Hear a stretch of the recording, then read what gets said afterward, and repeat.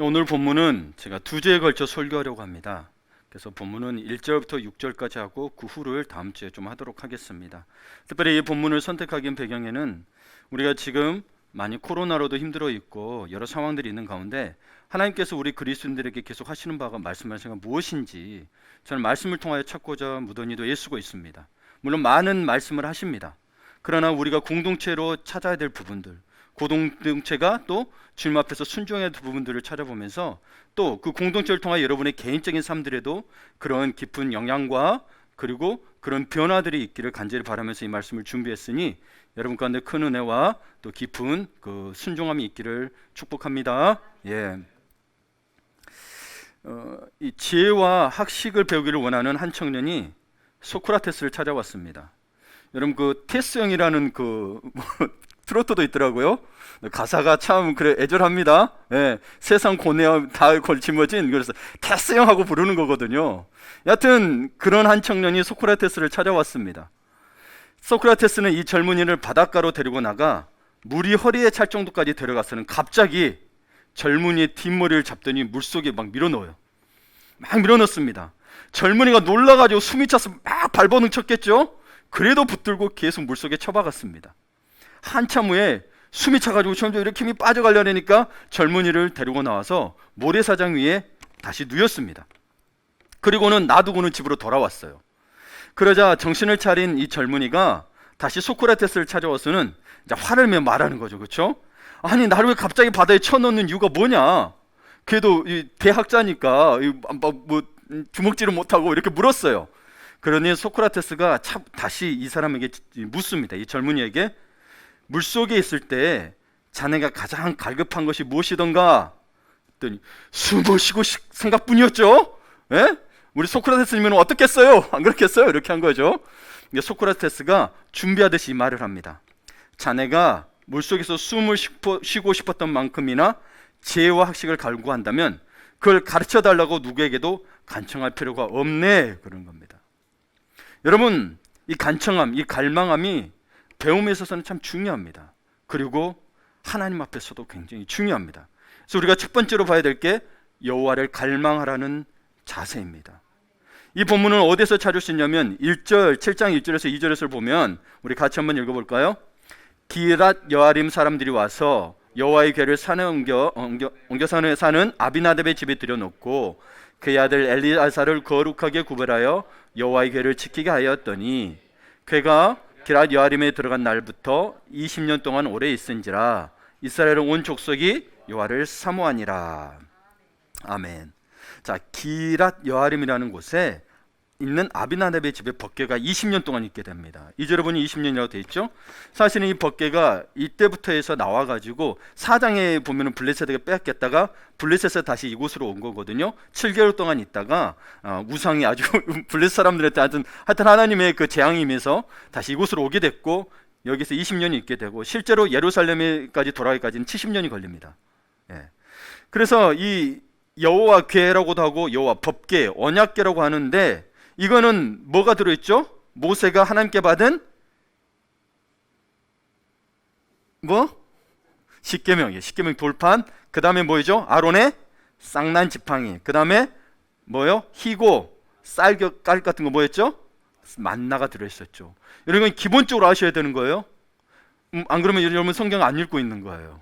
이거는 너무나도 많은 목사님들이 설교했던 부분이에요. 그래서 이 세 가지를 꼭 기억하시고 이 언약궤는 뭐를 상징하냐면 하나님의 임재를 상징합니다. 하나님이 실제로 해서 광야 생활할 때 이 성궤가 있는 지성소에 임하셨거든요. 그런데 2절 후반부를 봅니다. 이스라엘 온 족속이 여호와를 뭐라고요? 사모하니라. 우리말로 사모하라 그러면 러브하는 거잖아요. 사랑하는 거잖아요. 근데 이걸 좀 알아야 되는 게 원어, 히브리어 원어가 나하 그러거든요. 나하. 이게 몹시 슬퍼하다, 애통하다, 큰 소리로 울부짖다라는 뜻입니다. 그러니까 이거를 좀 한국말적 의미에서 하면은 너무 사모하니까 몹시 슬퍼하는 거예요. 하나님 만나고 싶어서. 그래서 여호와를 갈망하라고 저는 갈망으로 해석을 한 겁니다. 여호와를 갈망해야 합니다. 지금 이스라엘 백성들은 정말 하나님 앞에 자신들의 비참한 모습을 회개하며 울부짖으며 간절히 매달리고 있습니다. 왜냐하면 이제로 보니 궤가 적정 지역에 20년 동안이나 오래 있었기 때문입니다. 이 법궤가 여기에 있는 동안 여기에는 침략을 안 하고 다른 이스라엘 온 전역을 블레셋이 침략하고 약탈해 갔습니다. 고통스럽겠죠, 그렇죠? 예, 지난 20년 동안. 물론 그 전에도 그랬습니다. 예. 그런데 여러분, 사실 궤가 20년 동안 오래 있었다는 거, 그래서 궤가 없어서 힘든 게 아니고요. 사실 이스라엘은 이제 이 법궤를 가지고도, 여호와의 법궤를 가지고도 블레셋을 이길 수 없다는 사실에 너무나 비참해지고 무력해진 거예요. 사실은 그 전에 보게 되면 여호와 법궤를 나오고 오면 승리했는데, 예, 사무엘상 4장에 보게 되면 법궤를 나갔더니 전쟁에서 3만 명인가 죽고 법궤를 빼앗기게 됩니다. 그러니까 이들이 뭘 했냐면, 이들이 이것을 뭘 의미하냐면, 이들이 정말 하나님을 바라본 게 아니고 여호와의 법궤를 하나님처럼 섬겼던 거예요. 법궤는 하나님이 아닙니다. 하나님의 임재의 장소일 뿐이지 상징적인 거지 하나님이 아니에요. 근데 우리는 수많은 것들을 보여 하나님이 주신 것에 대해서 갈망하지, 하나님 그것을 주시는 하나님 자체를 갈망하지 않는다라는 거죠. 하나님 앞에 감사하는 것도 하나님이 주셔야 감사하지, 하나님이 계신 것만으로 감사를 안 해요. 우리의 믿음을 좀 보기를 바라요. 없어도 감사할 수 있어야죠. 안 주셔도 감사할 수 있어야 진짜 하나님을 믿는 거죠. 왜요? 그분이 우리에게 영생을 주셨잖아요. 그는 세상 어떤 것으로도 살 수가 없는 건데, 처음에는 감격했다가 갈수록 뭐가 안 되면은 예. 그래서 이 이스라엘 백성들이 블레셋으로 인해서 더 이상 두려움에 살 수가 없는 거예요. 20년 동안 그때 생각해 보세요. 목숨이 왔다 갔다 맨날 하는 거예요. 그래서 하나님 앞에 와서 살려달라고 부르짖기 시작한 거죠. 자기 부모가, 자기 아버지가, 자기 자녀들이 나가서 전쟁에서 죽어지고 나빠지고 다 먹을 거 뺏겨가니 굶어 죽게 되고, 이 사사시대가 계속 그게 반복됐죠. 마지막 사사인 사무엘 시대에도 마찬가지였습니다. 우리 힘으로 도저히 어찌할 수 없는 고난이 우리를 간절한 기도의 자리로 내몬 것처럼 사무엘 선지자가 그들이 정말 여호와를 갈망하는 자세를 보고 이제 이야기를 시작합니다. 선지자가 정말 백성들 위해서 기도할 수 있었는데, 백성들에게 찾아올 수 있었는데 그들이 갈망하는 자세가 있으니 찾아왔다는 겁니다. 여러분, 저도 신앙생활 해보고 어릴 때부터 해보고 여러분 사람들을 만나봐도 맨날 없다고 정말 힘들다는 사람이 있어요. 진짜 없으면 여러분 하나님 앞에 나옵니다. 그래도 왔다 갔다 하는 사람은 뭔가 있기 때문에 그래요. 그래도 최소한 배라도 배부를 수 있기 때문에 그러는 거예요. 안 그래요? 진짜 해봐요. 안 그러면 진짜로 여러분 둘 중에 하나죠. 하나님 앞에 나오든지 아예 잠적하든지. 그쵸? 모르는 거예요. 근데도 왔다 갔다 하고 불평불만하고 계속 하는 거는 뭐예요? 그래도 먹고 살만한 거예요. 근데 자신은 힘들 수 있어요. 본인에겐 힘든 건 사실이에요. 그걸 부인하지는 않아요. 그러니 그 힘든 것을 좀 내다보고, 내가 힘들다면 그럼 내가 그것을 해결하기 위해서 이 문제 해결이 아니라 정말 여호와를 갈망하고 있는지 보라는 거예요. 내가 이렇게 힘드니 여호와를 더 사랑해야겠다는 마음이 드는지 생각해 보라는 거예요. 안 그러면 불평분만에 계속 그것만 그칠 수밖에 없게 됩니다. 그러니 이 이스라엘 백성이 몹시 슬퍼하며 여호와를 간절히 찾고 있는 거예요. 그걸 본 사무엘이 이제 3절에서 이야기하는 거예요. 3절 한번 보겠습니다. 사무엘이 이스라엘 온 족속에게 말하여 이르되, 만일 너희가 전심으로 여호와께 돌아오려거든, 그 갈망을 보고 이야기하는 거예요. 이방신들과 아스타롯을 너희 중에서 제거하고 너희 마음을 여호와께로 향하여 그 만을 섬기라. 그리하면 너희를 블레셋 사람의 손에서 건져내리라. 먼저 건져내는 게 아니고요, 여호와를 찾아야 건져내를 받는 거라니까요. 그래서 여러분, 두 번째로 우리가 가져야 될 자세는 뭐예요? 여호와만을 섬기라는 겁니다. 여호와만을 섬기라는 거예요. 그러니까 여호와를 정말 갈망하여서 회개했다면 믿음의 행위를 나타내라고 사무엘 선지자는 말하는 거예요. 믿음은 추상적인 게 아니고요, 믿음은 행위예요. 기독교에서 말하는 믿음은 행위예요. 그래서 야고보서가 그럴 수 있는 거예요. 그러니까 사무엘도 지금 이야기하고 있는 건 뭐예요? 너희가 정말 전신을 여호와께 돌아오려거든, 믿음이 진짜 있거든, 뭐예요? 이방신들과 아스다롯을 너희 중에서 제거하라라고, 믿음의 행위를 하라라고 이야기하고 있는 겁니다. 여기서 이방신들은 바알신을 가리킵니다. 가나안의 대표적인 남신입니다. 그래서 이 바알이라는 뜻은 하나님하고 비슷한 의미를 갖고 있어요. 만물의 소유자라는 뜻이에요. 그게 이게 풍요를 상징하거든요.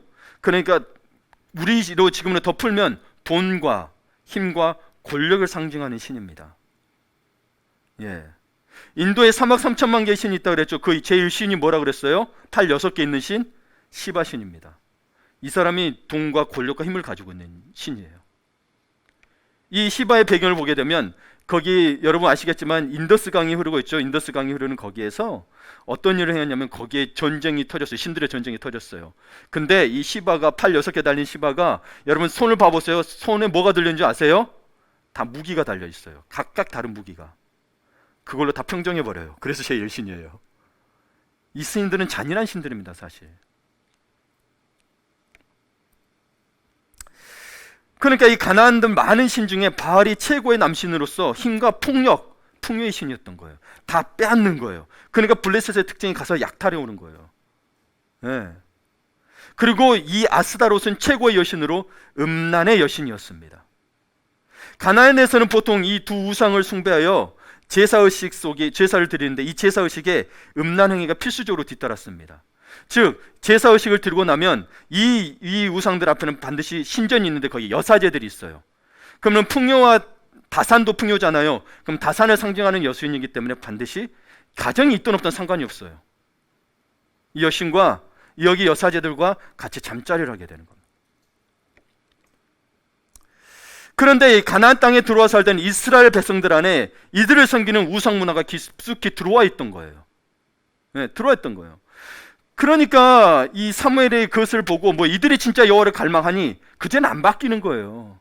갈망함이 있어야 바뀌는 거예요. 그래서 이스라엘 백성이 하나님과의 정상적인 관계를 회복하려면 너희가 갈망하고 회개했지만 이제 너희가 회개했다면 이 우상들을 제거버리라고 이야기하는 거죠.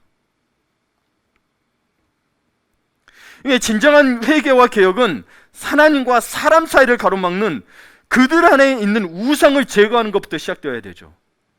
우상을 제거하려니까 최근에 지금 이제 조계종에서도 소송을 걸었지만 그 석가탄 신이를 와가지고 막 찬양하고 방해했던 사람들 있죠. 여러분 이게 성경적이지 않은 자세입니다.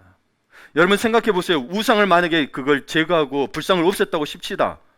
그럼 불상만 사라지지 사람이 바뀌었나요? 우리가 누가 변해야 되는 거죠? 사람이 변해야 되는 거지 불상이 없어지는 것 같고 되나요? 아니거든요. 이게 무의미한 거예요, 사실은. 그러면 사랑으로 감싸서 이 사람들이 변화될 수 있어야 되는 거지 가서 싸워봐야 뭐하는 게 아니에요. 실제로 저도 부끄럽지만 그런 정통교단임에도 불구하고 그런 교회들이 있어요. 저도 통합측 교회를 다녔는데 그 중에 하나를 제가 젊은 시절에 다녔었는데 서울에 상계동에 있었어요. 거기에 있는 교회에서 그분이 그런 목사님이 그런 이야기를 했어요. 너희 가서 대적하고 불상도 넘어뜨리고 막 탑 같은 거 다 무너뜨려라. 실제로 그래서 대구 팔봉산 아시죠? 그분 노태우와 전두환도 가서 공양을 드렸던 이 석가탑 10m이 넘을걸요. 진짜 커요. 그래서 막 대적 기도하고 이 사람 돌 다 쓰러뜨리고. 근데 그게 영적 전쟁을 알았어요. 근데 그 영적 전쟁에 깊은 내막이 있는데 뭐라고 이야기하는지 아세요? 너희가 우상들 가서 그렇게 불상 제거버리고 그러면 어떤 일이 생기면 너희가 복을 받는다는 거예요. 어떤 복을 받느냐? 우상들이 빼앗아간 복이 있어요. 우상들이 여기 있는 물질들을 빼앗았대요. 원래 하나님 건데.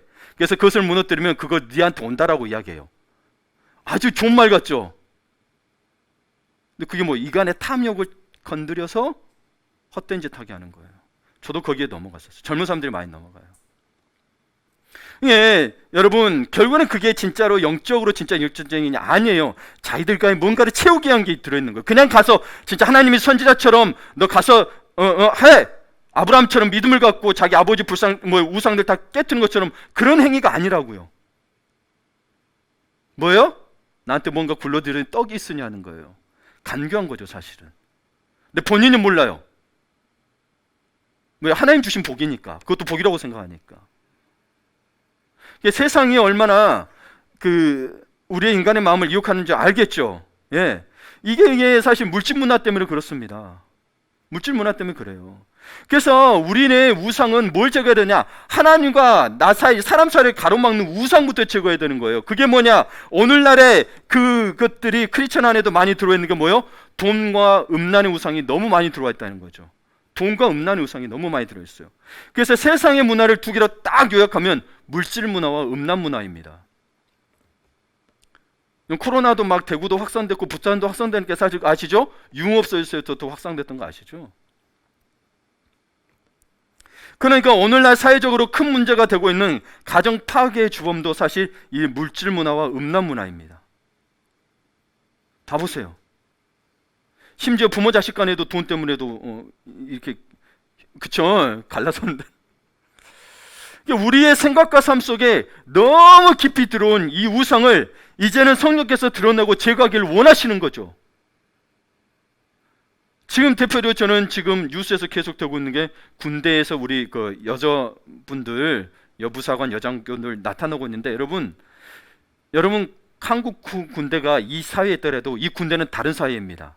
군대 법이 따로 있고요. 군대 판결이 따로 있고 군대 생활이 따로 있어요. 군대 갔다 오신 분 알아요. 군대가 원래 자체가 부정부패가 심하고요. 뒷돈이 안 되면 국가에서 좀 저도 해군 나오는데 배조차도 순서대로 못 해요.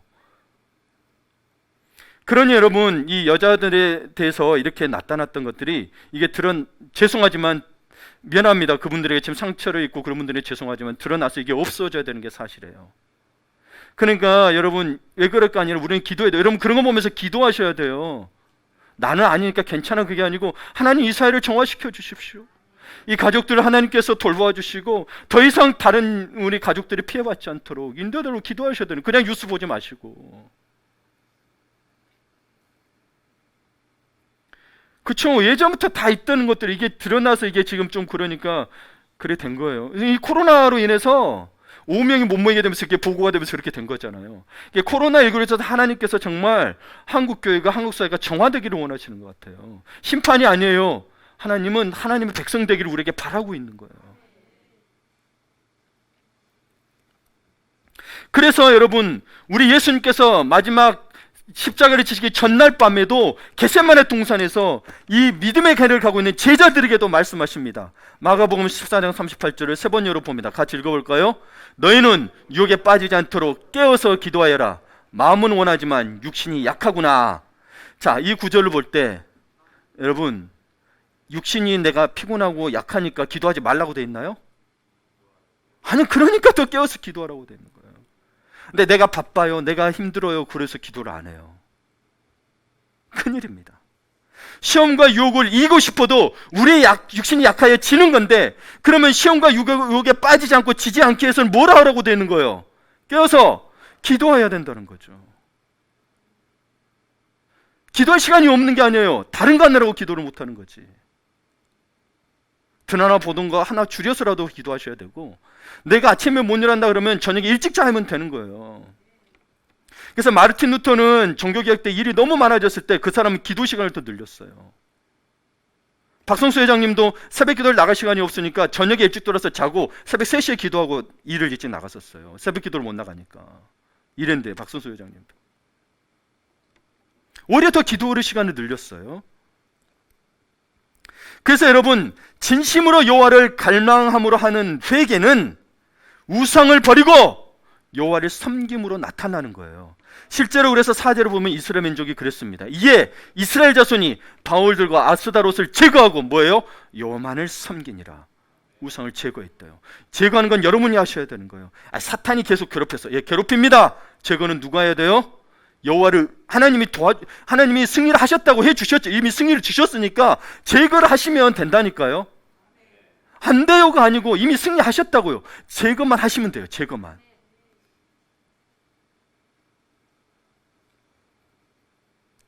그동안 이스라엘 백성이 하나님을 안 믿었던 게 아니에요.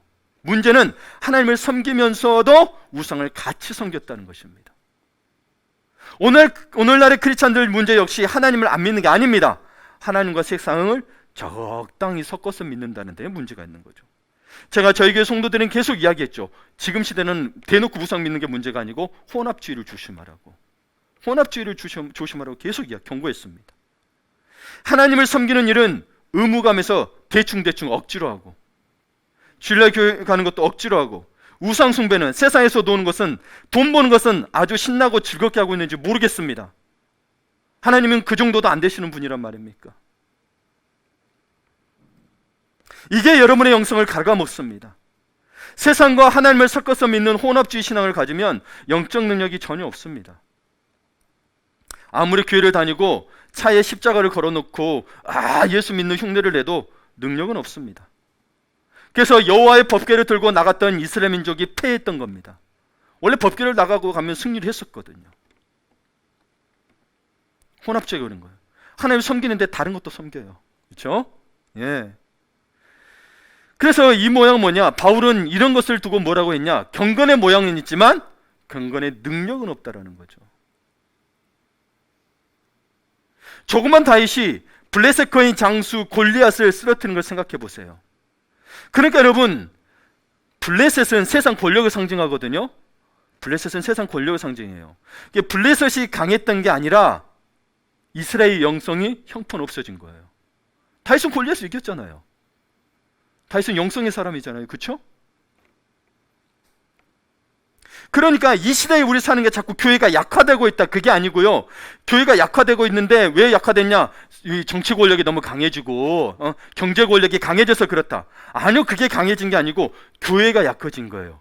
교회의 영성이 사라진 거예요. 교회의 영성은 뭐에서 나와요? 여러분의 영성은 뭐에서 나와요? 여러분이 교회잖아요. 그렇죠? 건물이, 이건 건물인 거고, 우리가 교회가 모이는 것이 또 교회이긴 한데, 이 건물적인 교회는 예배당이라고 그러는 거예요. 바울이 이야기했죠. 우리는 그리스도의, 교회의 머리는 그리스도시요, 교회가 우리라고 하기 때문에 우리는 지체가, 우리는 교회인 겁니다. 그러니까 여러분, 우리가 영성을 머리로 볼수, 영성의 근거가 되는 게 뭐예요? 거룩함인데 거룩함이 사라졌다는 거예요. 세상 사람들과 똑같아요. 그렇죠? 대표적으로 우리 그 성북동의 전 모 목사님, 그분을 제가 정죄하려는 게 아니에요. 마음이 아픈 거예요. 최근에 또 어떤 일이 있었어요. 양주의 고깃집에 두 모녀, 목사 모녀, 제가 말하면서 저도 미안해요. 여러분, 미안해요. 우리 교단 아니어서 괜찮다, 그게 아니고 미안해요. 그리고 정인이 사건도 아시겠지만 마음이 아파요. 거룩함이 사라져버렸어요.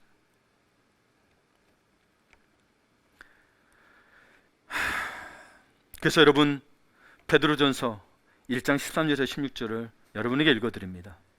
그러므로 여러분은 마음을 단단히 먹고 정신을 차려서 예수 그리스도께서 나타나실 때에 여러분이 받을 은혜를 끝까지 바라고 있으십시오. 예수 그리스도께서 나타나실 때까지. 이거를 버리지 말고, 나 이 정도만 하면 대가 아니고 그분 오실 때까지 순종하는 자녀로서 여러분은 전에 모르고 쫓았던 욕망을 따라 살지 말고, 여러분을 불러주신 그 거룩하신 분을 따라 모든 행실을 거룩하게 하십시오. 여러분, 모든 행실을 거룩하게 그랬죠. 나는 이것만큼은 안 돼요. 내가 죽었다 깨어나도 안 돼요. 아닙니다. 그거는 하나님 앞에, 사람에게는 핑계가 될 수 있어도 하나님 앞에서는 핑계가 안 돼요. 모든 행실을 거룩하게 해라. 성경에 기록하기를 내가 거룩하니 너희도 거룩하라고 했더니, 이게 누구의 말씀이에요? 여호와께서 이스라엘에게 한 말씀이에요. 여호와의 성결을 외치면서. 그러니까 하나님이 우리가 못할 것을 말하시겠어요? 아니, 우리가 거룩할 수 있다라고 말하니, 너희, 왜? 하나님의 형상들을 지음받은 너희가 거룩할 수 있다라는 거예요. 근데 우리는 못한다고 자꾸 이야기해요. 왜 그럴까요? 그럼 각자가 이유가 다르겠죠? 네.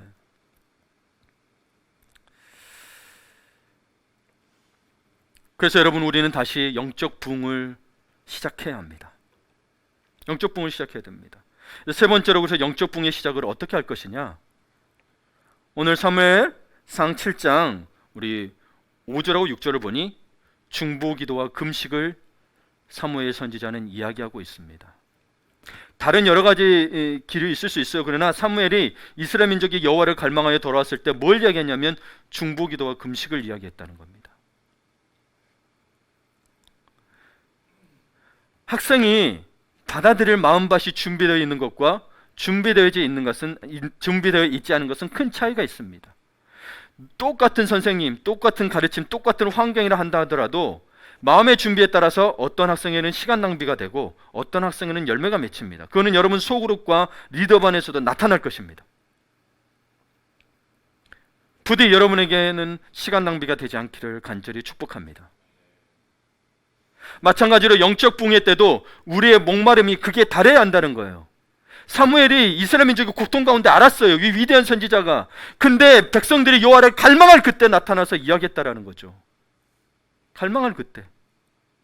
백성들이 먼저 뭐예요? 하나님의 말씀에 의해서 여호와를 회개했다라는 거예요. 이 애통하며 슬펐다는 거, 회개했다는 걸 의미합니다. 주님 앞에 가고 싶어서 예.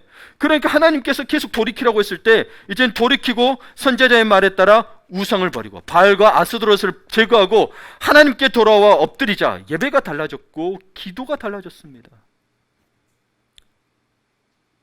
이 단계에 이르자 사무엘은 민족적 기도 대성회를 연 거예요. 미스바에서. 이게 비로소 사무엘은 백성들을 이때서야 모이게 한 거예요. 이 위대한 선지자가 이야기하면 사사였거든요. 모이라면 다 모여요. 그 당시 사사는 정치와 종교 지도자였어요. 이게 신정 정치에 의해서 종교와 정치를 합의하고 다 했던 자들이 사사예요. 나중에 왕정 정치가 되면서 왕이 정치, 이제 선지자들이 이제 종교 부문으로 나누게 됐지만, 여러분 이 사사는 대단한 그런 게였어요. 그럼 모이라면 다 모일 수 있는데 그때까지 아무 말 안 하고 있다가 백성들이 회개하고 돌이키기 시작하니 그때서야 모이도록 한 겁니다. 여러분에게도 회개에 대한 갈망이 없다면 여러분 아무리 모이라고 해도 모이지 않는 것이고 기도의 자리에 나오지 않는 겁니다. 이것이 회개에서 시작이 아니고요. 그래서 이 회개만은 끝난 게 아니고 보세요. 5절하고 6절을 볼게요. 사무엘이 이르되 온 이스라엘은 미스바로 모이라. 내가 너희를 위하여 여호와께 기도하리라 하매 6절에 그들이 미스바에 모여 물을 길어 여호와 앞에 붓고 그날 종일 금식하고 거기에서 이르되 우리가 여호와께 범죄하였나이다 하니라. 사무엘이 미스바에서 이스라엘 자손을 다스리니라. 여러분 그러니까 우리가 단지 회개만 하러 끝난 게 아니고요. 그 다음에 뭐예요? 여호와 앞에 나와서 중보기도를 기도하여 모였어야 된다라는 거예요. 사무엘 선지자 이야기하면 사무엘 선지자는 하나님의 음성을 듣는 분 아니에요. 그렇죠? 우리가 회개하러 끝났다. 이 사람은 회개하러 끝났다. 기도했더니 회개하러 아니에요. 그 다음에 나와서 함께 기도의 자리로 나와서 기도하고 부르짖어야 한다는 거죠.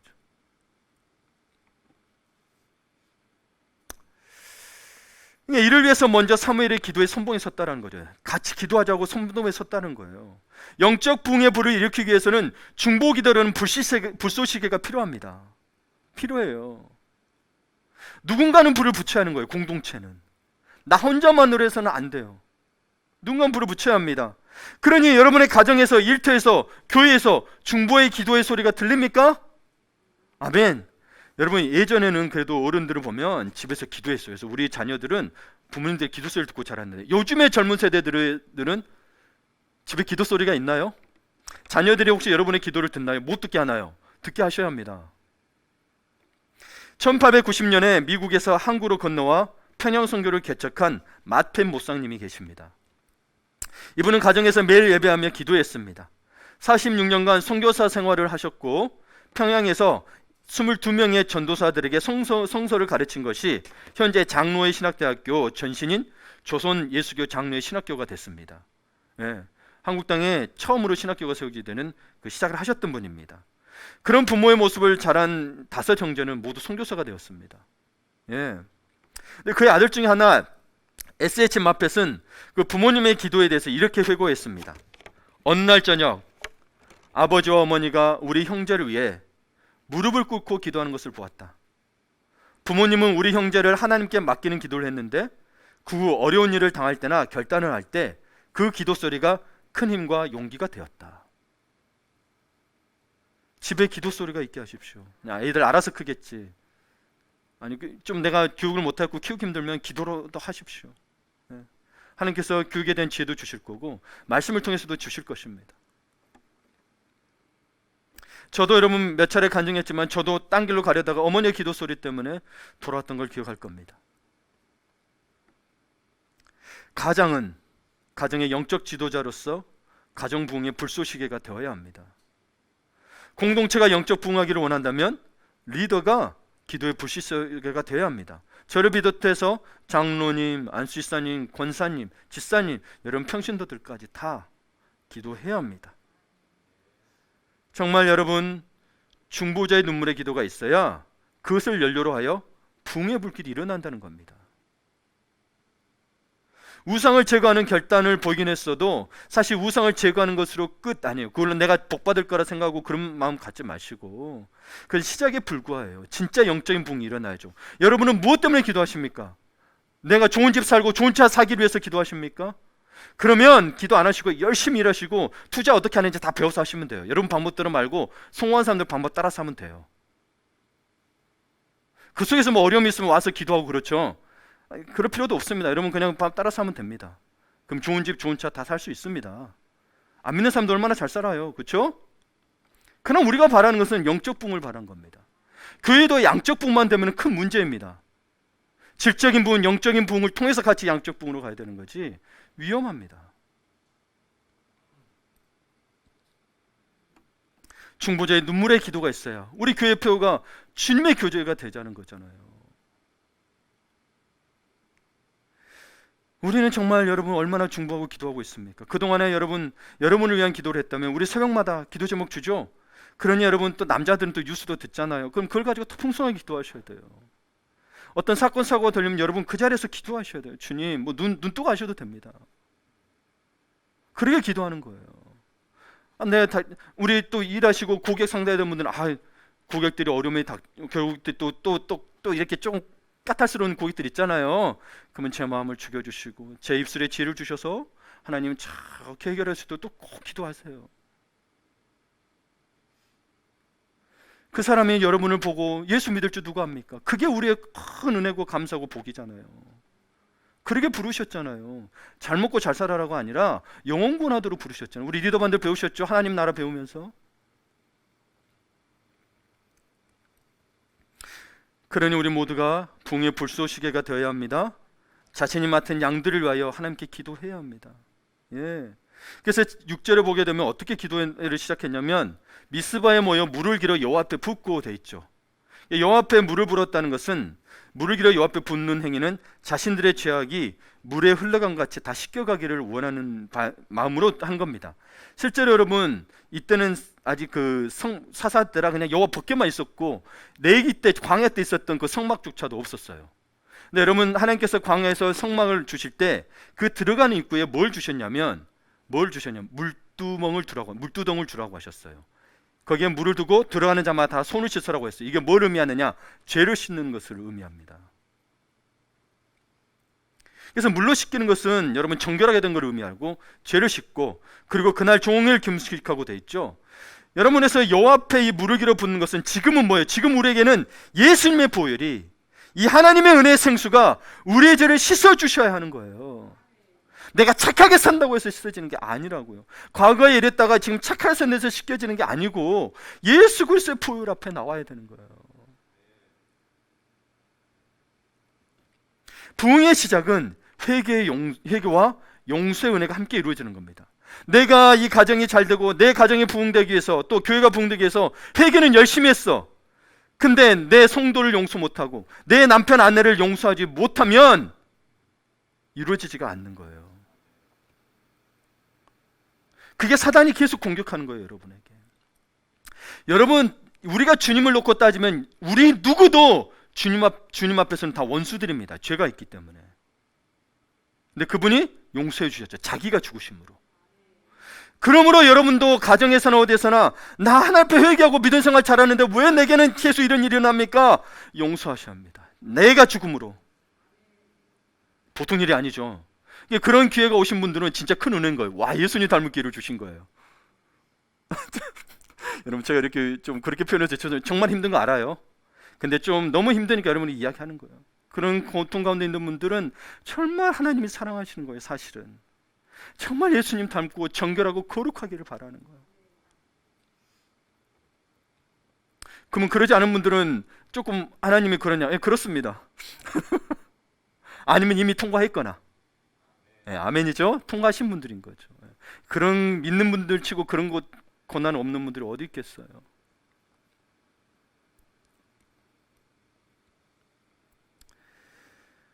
그러니 우리는 하나님의 은혜를 갈망하며 울고 그 회개의 눈물에 예수님의 보혈이 임하여 우리의 죄를 씻어주시니 나는 주님밖에 없습니다라는 고백이 나오는 거죠.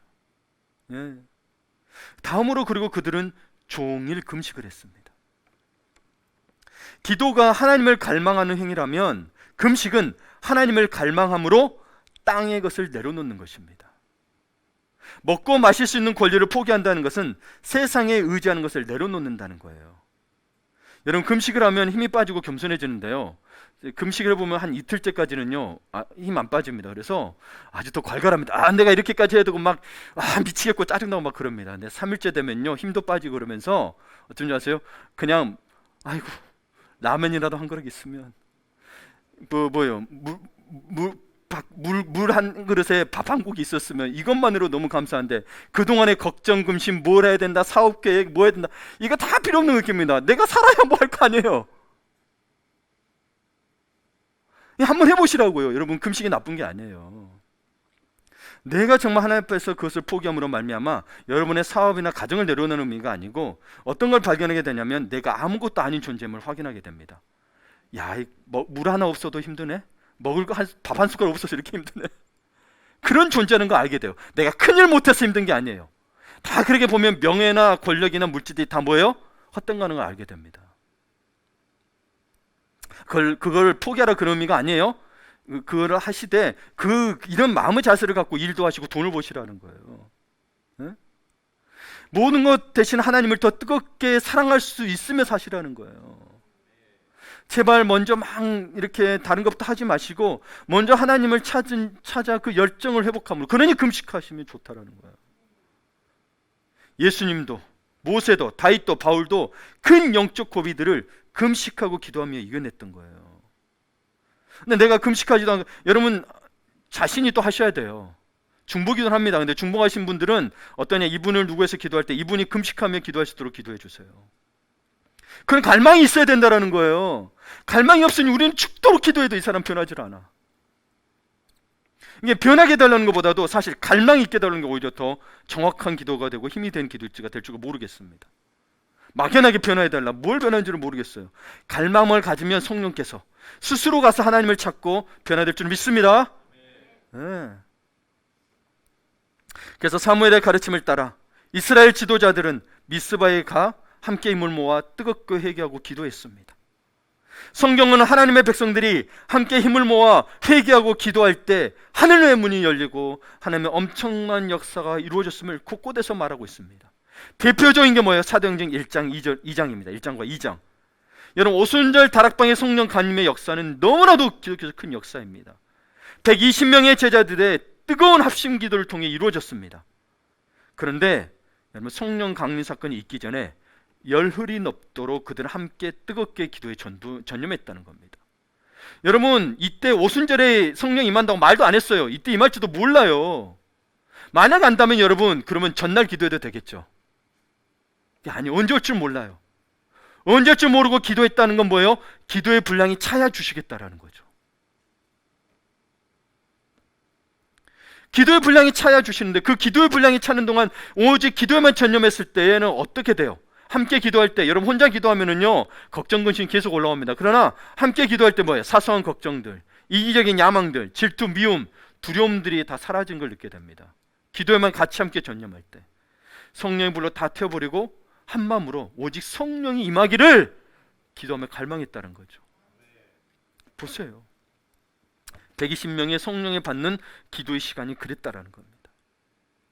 여러분 가정에서 어머니와 자녀와 함께 기도해 보십시오. 여러분 함께 모여 합심 기도를 해보신 분들 계시죠? 이 합심 기도를 하다 보면요 성령님이 말로 설명할 수 없는 거룩한 일체감을 주셔서 모두가 그것을 느끼게 합니다. 혼자 기도할 때는 못 느껴요. 그래서 자기가 좀 대단한 것처럼 느낄 때가 많은데 음성을 듣고 그러면 그러는데 아니요 함께 할 때 더 큰 걸 느끼는 겁니다. 사실 이것도 120명이 함께 기도하니까 성령이 임했던 거지 베드로 혼자 가서 기도했다고 베드로에게 임할까요? 아니라는 거죠. 그것은 같이 기도해 본 사람만이 느낄 수 있습니다. 아무리 회의하고 논의해도 안 되는 일들이 함께 기도한 사람들 사이에서는 너무 쉽게 해결되는 일을 자주 경험하곤 합니다. 우리 중직자 리더분들은 그쵸 기도하셨는데 한 주 만에 해결되신 분들 오늘 일부에도 그래서 감사 헌금 올렸더라고요. 뭐 안 올려도 되는데 하나님 해주신 거니까 하나님께 올린 건 줄 믿습니다. 감사하니 드리는 거지. 교회니까 드리는 게 아니에요. 하나님 앞에 감사하니까 드리는 거예요. 네.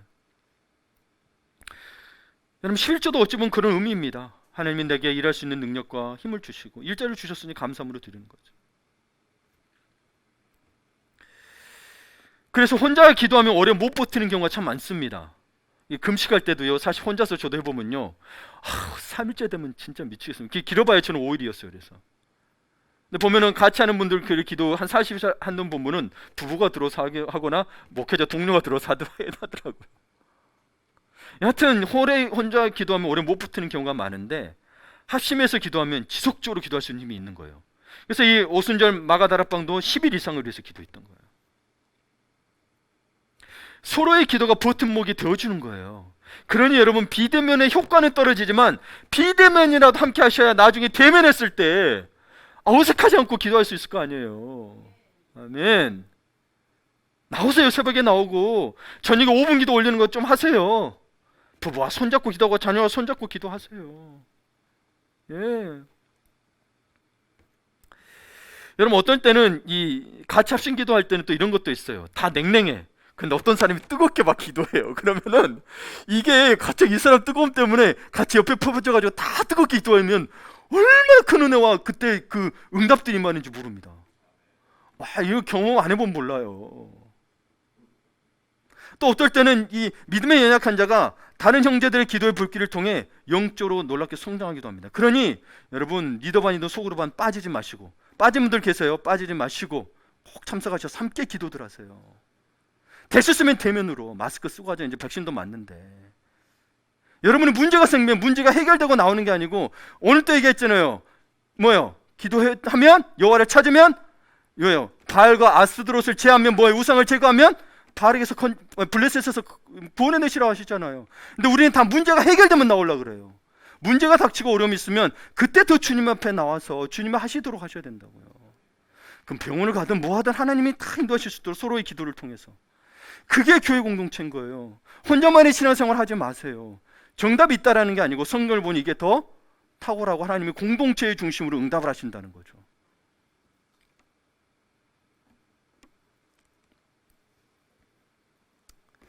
이제 말씀 마무리 지으려고 합니다. 마음을 함께하는 기도를 하기 위해 여러분에게 3가지 기도의 자세를 권합니다. 제가 이 일부 설교를 끝나고 나서 뒤에 우리 음향팀에게 한 분에게 물어봤어요. 뒤에 3가지가 참 마음에 와닿습니다. 꼭 지키도록 하겠습니다. 그러더라고요. 잘 들어보세요. 첫째, 기도의 방해물을 제거해야 합니다.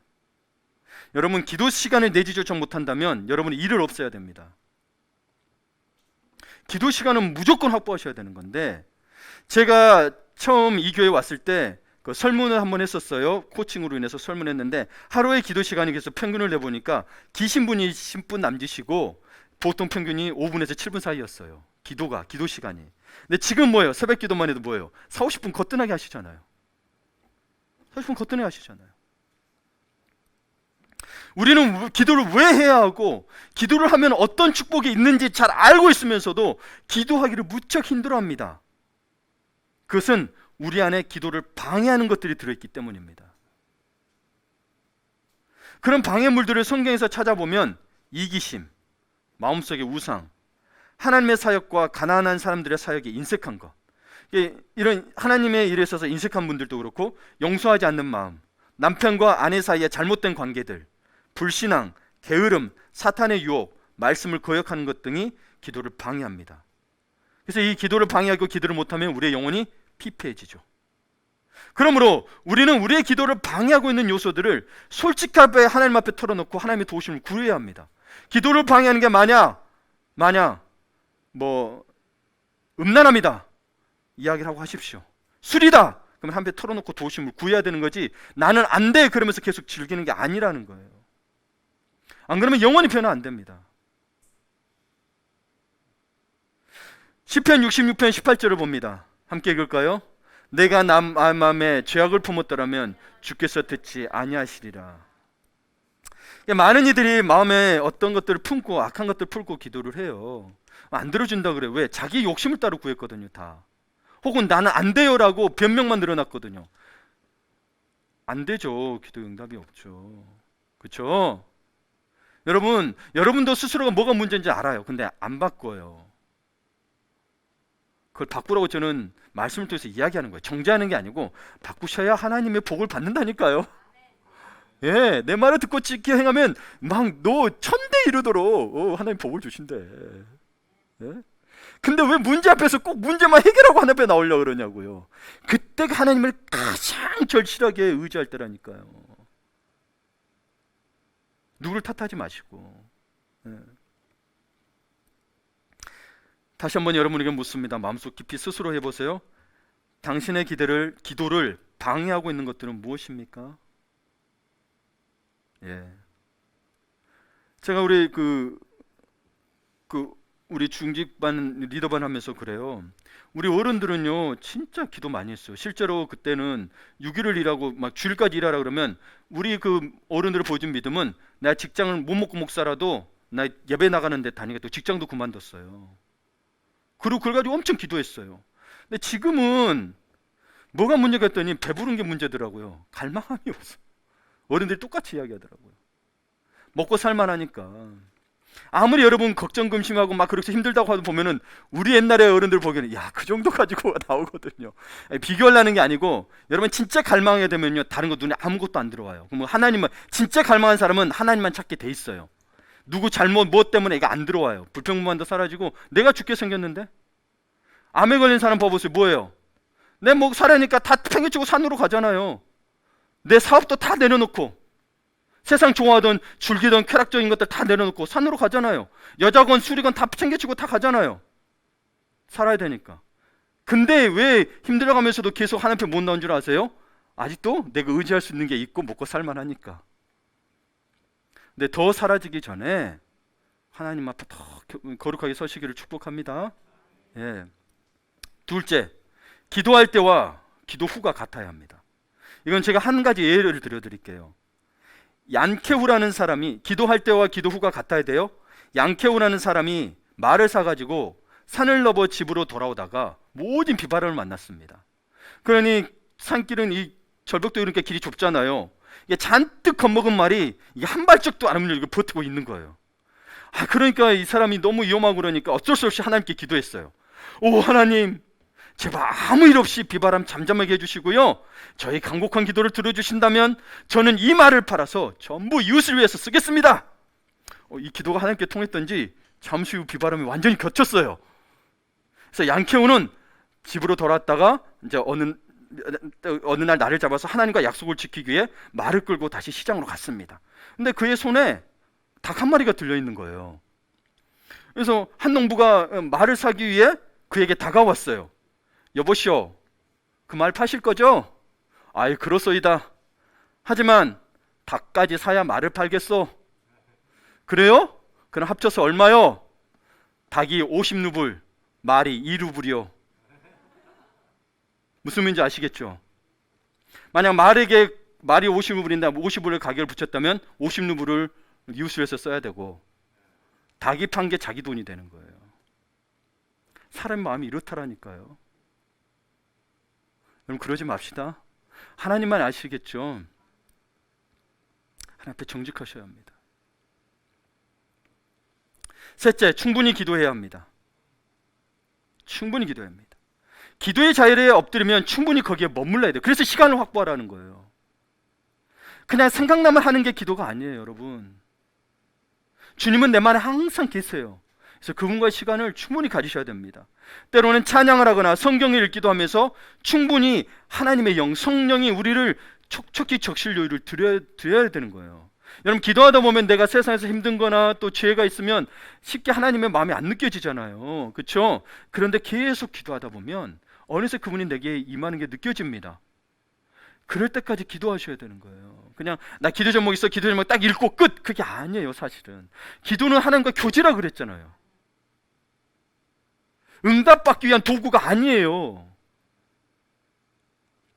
그러니까 맡은 사역이 많을수록, 바쁘고 힘들수록, 영적 책임이 과할수록 사역을 줄이는 것이 방법이 될 수는 있으나 이게 우선적이 아니에요. 뭐예요? 오히려 더 기도 시간을 늘려야 돼요. 저도 그러지 못했습니다. 마르틴 루터 같은 경우도 종교개혁 하면서 일이 많아졌잖아요. 기도 시간을 3시간을 늘려요. 2시간에서. 박성수 회장도 봐봐요. 자기가 그러니까 잠을 일찍 자고 기도 시간을 확보하기 위해서 자기 그 시간을, 다른 일들 시간을 까고 기도 시간을 한 거예요. 그러니까 우리가 좀 방법을 바꿔보자는 거예요. 그러면 하나님께서 내가 필요 없는 일들은 제하여 주시고 내 감당할 일들이 성령께서 인도하시는 그 경험을 해보자는 거예요. 근데 우리는 벌써 힘들면 나 이거 안 할게요. 이 모임 잠깐 안 나갈게요. 이날은 쉴게요. 하나님의 방법입니까? 여러분의 방법입니까? 거기에 은혜가 있습니까? 나는 편할지 모르지만 은혜는 없습니다. 물론 힘은 있을 수 있습니다만은 영적인 정말 회복은 없는 겁니다. 그러니 하나님께서 쉬게 하실 거예요. 쉬게 하실 텐데 먼저 하나님 앞에 먼저 성령님께 나와서 한번 기도해 보라는 거죠. 더 기도는 성령님이 인도하심으로 발현하면 반드시 거기에 좋은 열매가 있어요. 근데 우리가 힘드니까 이거는 못 버티고 우리가 먼저 해결해봐요. 내가 당장 힘드니까. 그쵸? 당장 먹고 살아야 되니까, 당장 힘드니까. 이게 인간의 마음이에요. 다 그래요. 우리 목회자들도 사역이 많으면 내가 기도 시간을 늘려야 하는 목회자 한 번도 못 봤습니다. 마르틴 루터 외에는 못 봤어요. 다 좀 쉬어야지 이래요. 근데 저는 이걸 보면서 저도 기도하면서 느끼지만 어떨 때는 기도를 1시간 정도 해야 성령께서 이렇게 좀 만지는 것 같고 어떤 때는 10분만 해도 되고 그래요. 그러니까 여러분 시간이 정해진 건 아니지만 시간은 확보하시되 충분히 기도하시라. 충분히라는 기준은 뭐예요? 성령께서 나에게 함께 하심이 느껴질 때까지.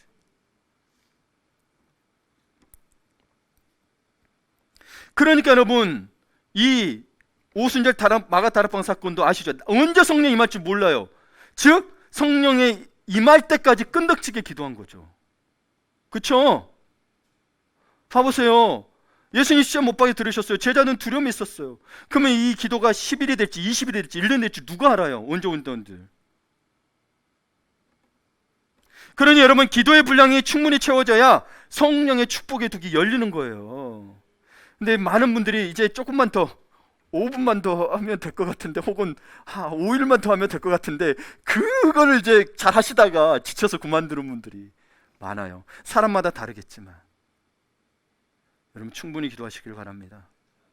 그래서 여러분 이 성령의 축복이 되게 열려져 진정한 복을 누리시기를 간절히 축원합니다. 아멘.